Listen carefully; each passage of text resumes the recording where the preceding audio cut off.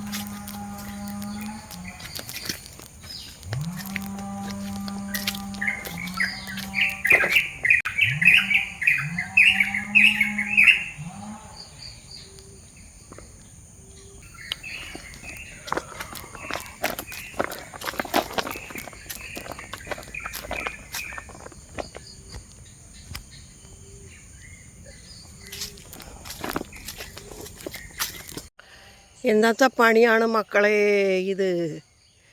ഒരു പ്ലാവും തൈ ബഡ് തൈയാണ് പുല്ലിൻ്റെ ഉള്ളിലായിപ്പോയി. ഉണ്ടോ? ഇത് ചേമ്പിന് ഇന്ന് വളമിട്ട് മൂടാനുള്ള ഇതിലാണ്.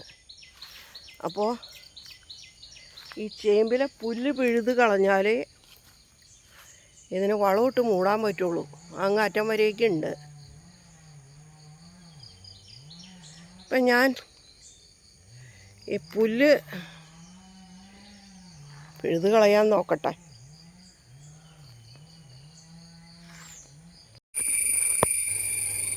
പുല്ലെല്ലാനും പറിച്ച് മാറ്റിയിട്ട് അവിടെ വളം ചേമ്പിലും കപ്പക്കുള്ളിയിലും ചേനയൊക്കെ ഉണ്ട്. കുറേ എണ്ണത്തിന് വളം വെച്ചിട്ട് അത് മൂടി തീർത്തു. ഇനി വളം മേടിച്ചു കൊണ്ടുവന്നിട്ട് വേണം ബാക്കിയുള്ളതിന് ഇട്ട് മൂടാനായിട്ട്. ഇന്നത്തെ പുല്ലുകറി നിർത്തി ചക്ക ഒരെണ്ണം ഇട്ട് വീട്ടിൽ കൊണ്ടുപോകുന്നുണ്ട്. അപ്പോൾ ചക്ക മൂപ്പാകുന്നുള്ളൂ, പഴുക്കാൻ മൂത്തട്ടിൽ കറി വയ്ക്കാൻ പാകമായിട്ടുള്ളൂ. ഈ ചക്ക ഇട്ടുകൊണ്ട് ഞങ്ങൾ പോവുകയാണ്. അപ്പോൾ പുല്ല് ഇനിയുള്ള ഭാഗത്തെ പുല്ലാണ് നിൽക്കുന്നത്. അത്രയും പൊക്കത്തിലാണ് ആ പുല്ല് വന്നിരിക്കുന്നത്.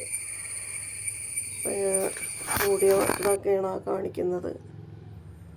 പോകുമ്പോഴേ ഞാൻ കുറച്ച് ചീരയിലയും ചീരക്കൂമ്പ് ഒടിച്ച് കൊണ്ടുപോകുന്നതാണ്.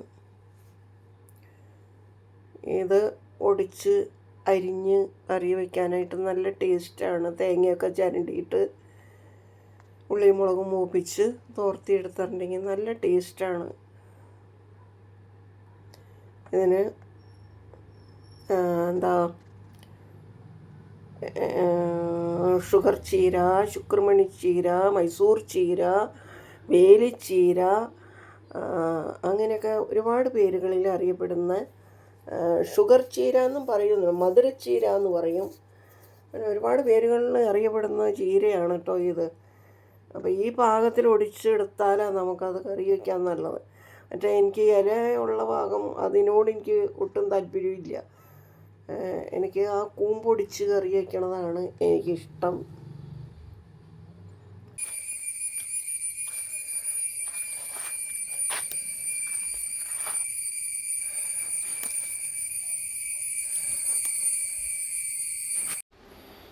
ഉച്ച ഊണിന് ഉണ്ടാക്കിയ കറികളാണ്. മാങ്ങാക്കറിയുണ്ട്, അച്ചിങ്ങ പയർ തോരനുണ്ട്, പിന്നെ ബീഫ് പുലർത്തിയത് എന്ന് പറയാം. ഇതൊക്കെയാണ് ഇന്നത്തെ ഉച്ച ഊണിൻ്റെ കറികൾ.